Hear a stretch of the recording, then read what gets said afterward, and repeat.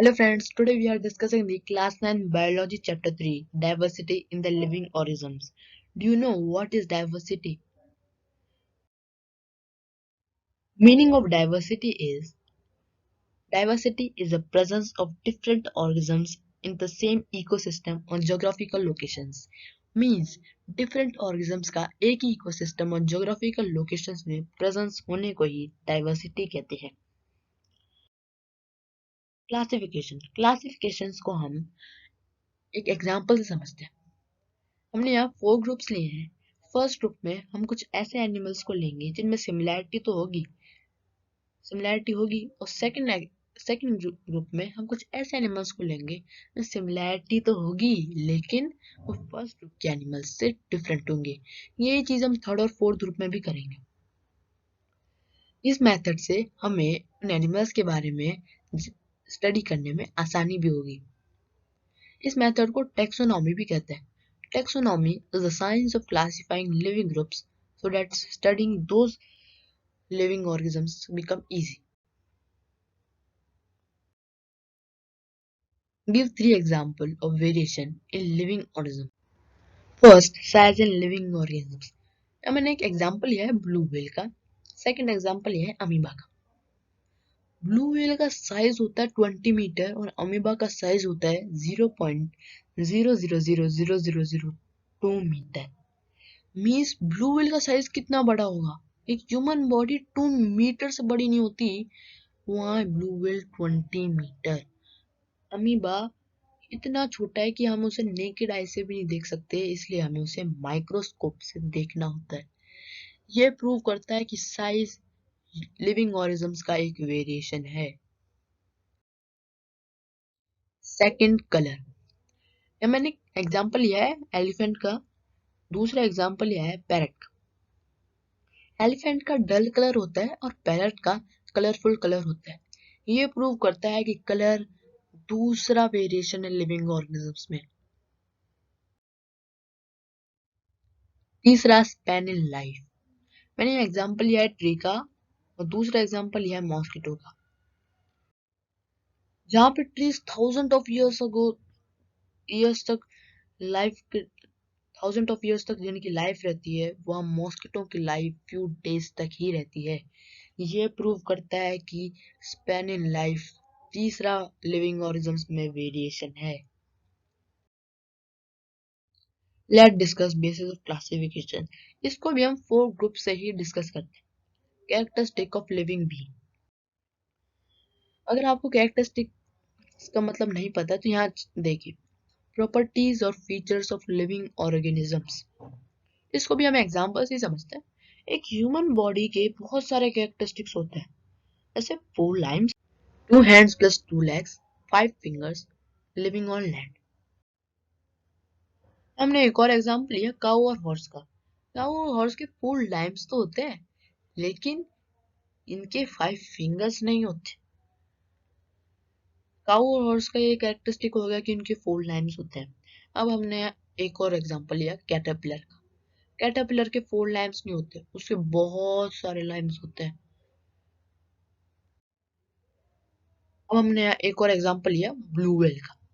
Blue whale water में रहती है, ये ब्लू व्हेल का कैरेक्टरिस्टिक है. लेकिन ह्यूमन बॉडी लैंड पे रहता है, ये ह्यूमन बॉडी का कैरेक्टरिस्टिक है.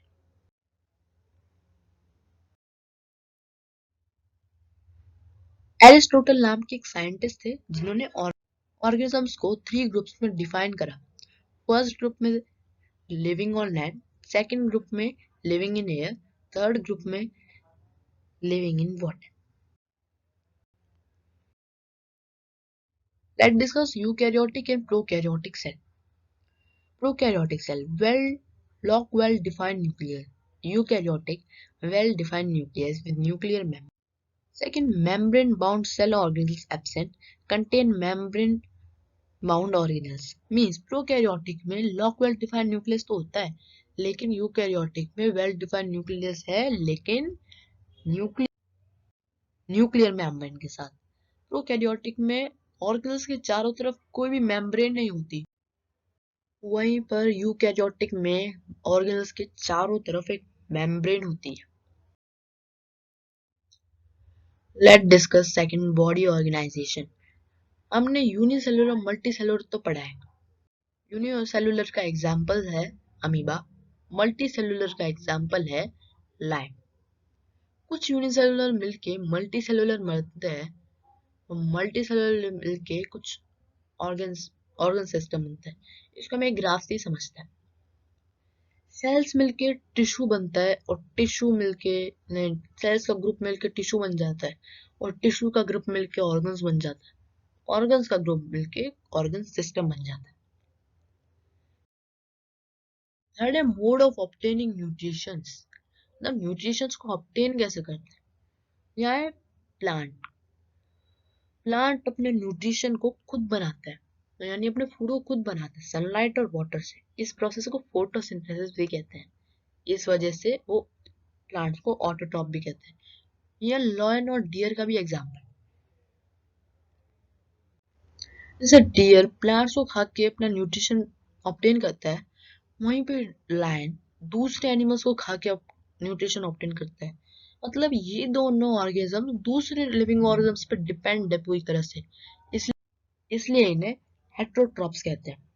अब ये हेट्रोट्रॉप्स और ऑटोट्रॉप्स है क्या। Heterotrophs are organisms which depend on other organisms for food. मतलब हेट्रोट्रॉप्स ऐसे ऑर्गेनिज्म्स हैं जो दूसरे ऑर्गेनिज्म्स पर फूड के लिए depend. Autotrophs are Autotrophs are the organisms which prepare their own food by photosynthesis. मतलब ऑटोट्रॉप्स ऐसे ऑर्गेनिजम्स हैं जो अपना फूड खुद प्रिपेयर करते हैं फोटोसिंथेसिस से। Let discuss the five kingdoms. The five kingdoms are Monera, Protista, Fungi, Animalia, Plantae. Let discuss Monera.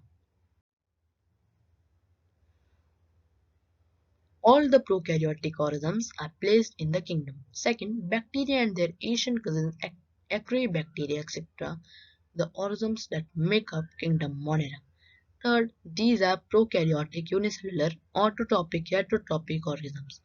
Means जितने भी प्रोकैरियोटिक ऑर्गेनिजम्स हैं वो इस यानी मोनेरा किंगडम में आते हैं। बैक्टीरिया उसका एशियन कजिन एर्के बैक्टीरिया एक्सेट्रा ये ऑर्गेनिजम्स हैं जिनसे किंगडम मोनेरा बना है।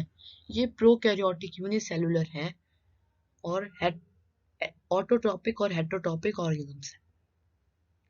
This is the image of kingdom Monera.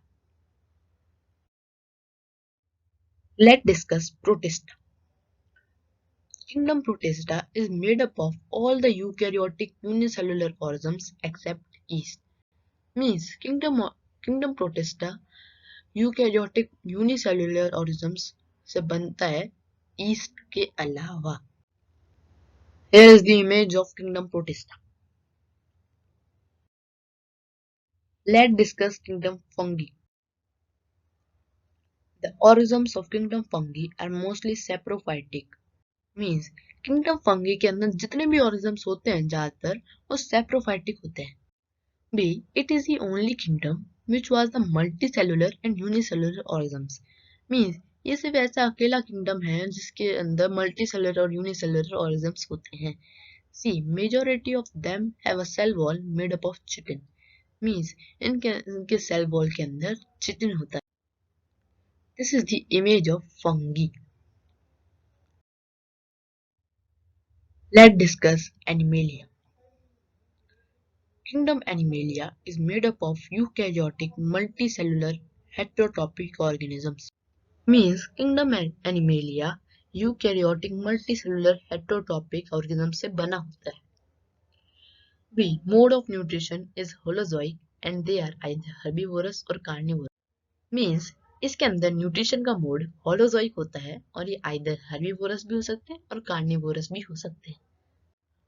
Most animals are motile. They can move independently in search of food, shelter or meat. Means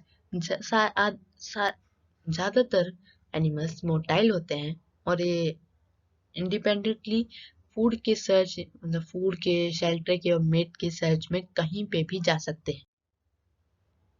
Here is the picture of kingdom Animalia. Let's discuss plantae. All the plants and trees we see around us come under this kingdom. B. All of them are autotrophic with chloroplast in their cell. C. Their cell wall is made up of chlorophyll. Means हम अपने अपने आसपास जितने भी plants और trees देखते हैं वो प्लांटे किंगडम के अंदर आते हैं। ये सारे प्लांट्स और ट्रीज ऑटोट्रॉपिक होते हैं और इनके सेल में क्लोरोप्लास्ट होता है और इनका जो सेल वॉल होता है वो क्लोरोफिल से बना हुआ होता है। This is the image of kingdom Plantae. Friends, here we have completed the short summary part first of chapter diversity in the living organisms. So thank you for watching the video.